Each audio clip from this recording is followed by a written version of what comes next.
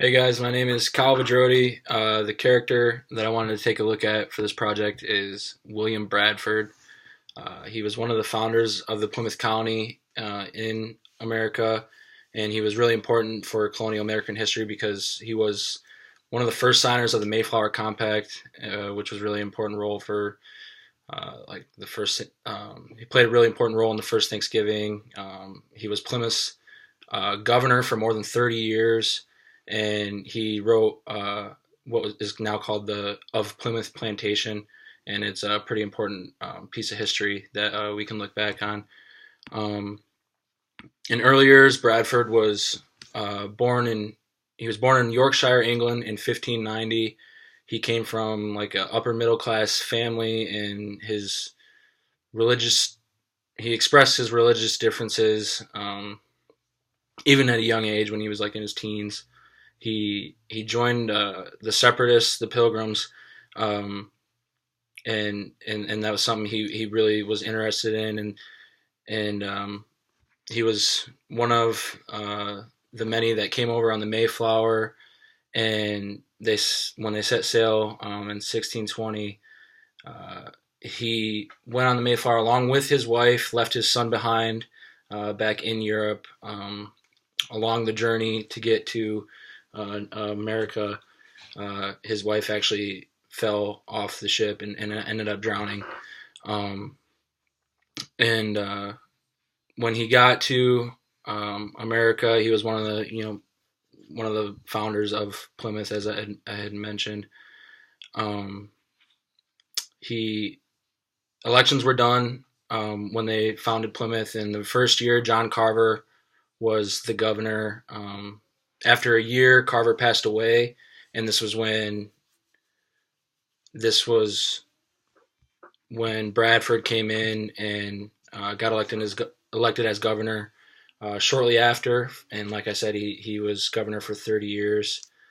And in the 5 years that he chose not to serve, he was actually elected the governor's assistant. So he was instrumental in a lot of the decisions that were being made in early America in Plymouth.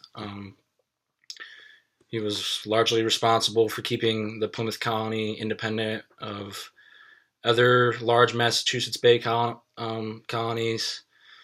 And since Massachusetts Bay Colony was made up of Puritans who wanted to continue worshiping in the Church of England, uh, it was a decision for Bradford to keep his colony apart from the others.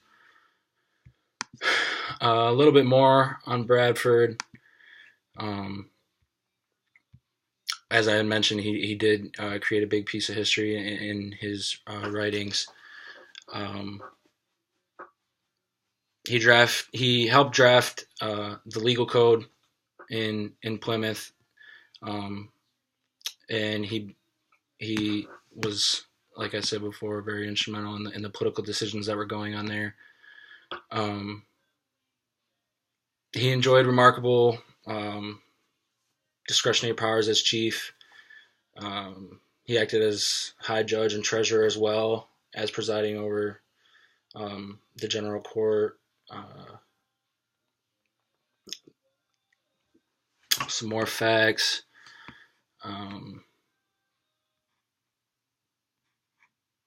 he did have good relationships with the natives.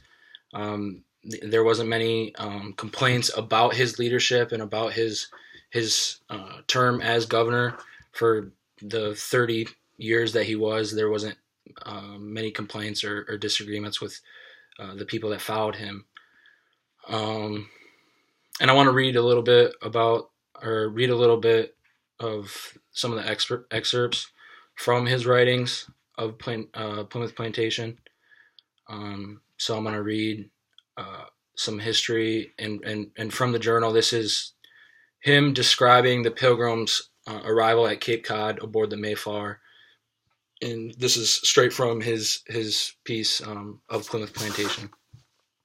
So, being thus arrived in a good harbor and brought safe to land, they fell upon their knees and blessed ye God of heaven, who had brought them over ye vast furious ocean, and delivered them from all ye perils and miseries thereof, again to set their feet on ye firm and stable earth, their proper element.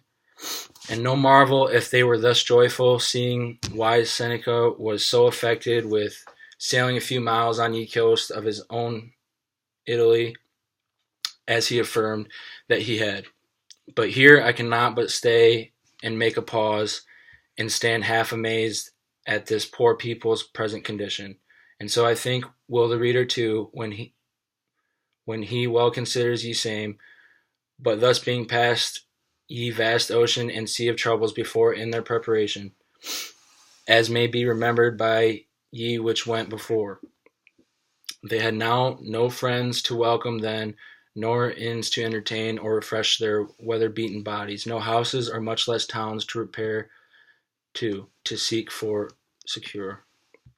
So there he's just talking about how rough it was. It was nice to find the new land, and however it was a tall task for them to start a new colony and to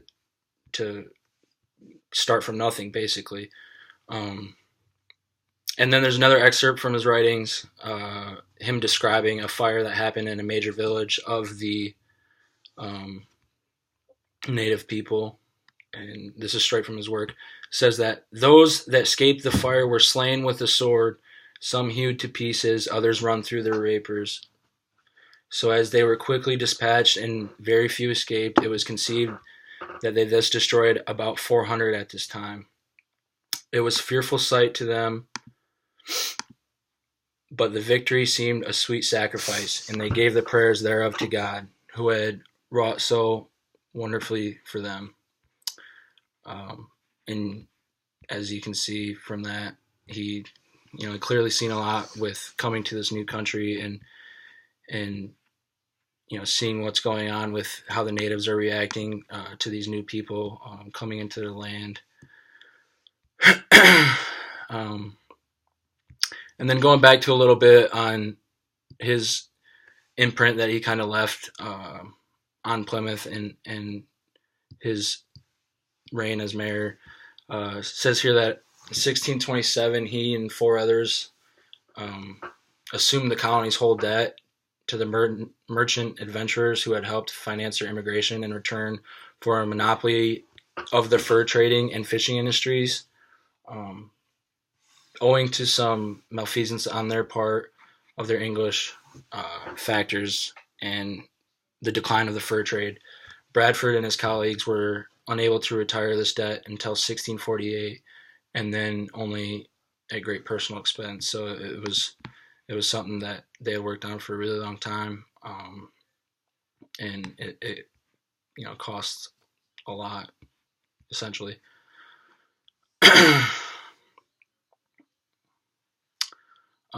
Unlike similar tracts from Orthodox Massachusetts, Bradford did not interpret affairs as the plan of the religious movement that they followed.